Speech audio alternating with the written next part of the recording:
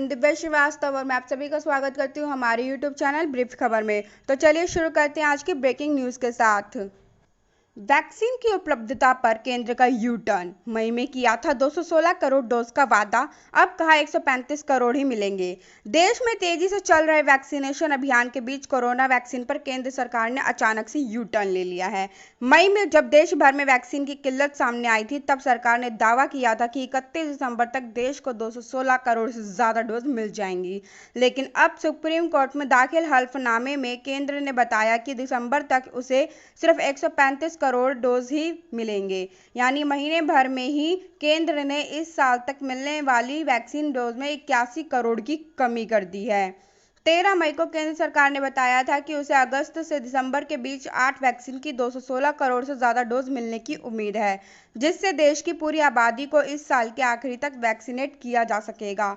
लेकिन अब सरकार ने कहा है कि अगस्त से दिसंबर के बीच 135 करोड़ डोज ही मिलने की संभावना है।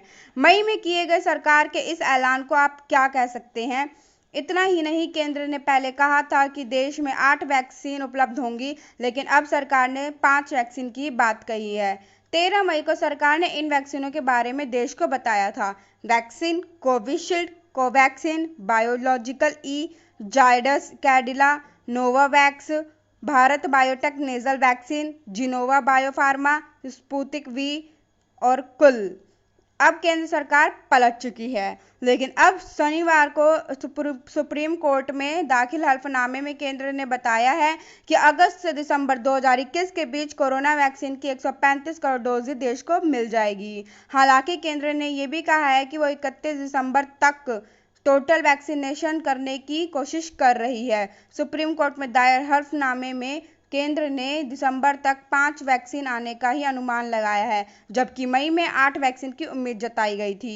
और उन वैक्सीनों के नाम है vaccine Covishield, Covaxin, Biological E, Zydus Cadila, Sputnik V और कुल हो गई 135 करोड़ वैक्सीन। सरकार ने सुप्रीम कोर्ट को बताया देश में 18 साल से ऊपर की आबादी तकरीबन 93 से 94 करोड़ है। ऐसे में इस आबादी को वैक्सीन दोनों डोज लगाने की 186 करोड़ से 188 करोड़ डोज की जरूरत होगी। इनमें से 51 करोड़ डोज 31 जुलाई तक राज्य को दे दी जाएगी, जिसके बाद पूरी आबादी को वैक्सीनेट करने के लिए 135 करोड़ डोज की ही जरूरत पड़ेगी। तो ऐसे ही ब्रेकिंग न्यूज़ के साथ जुड़े रहने के लिए जुड़े रहिए हमारे साथ ब्रीफ खबर में। तो मैं आप सभी का धन्यवाद करती हूँ। सब्सक्राइब करें मेरे यूट्यूब चैनल को #ब्रीफ खबर।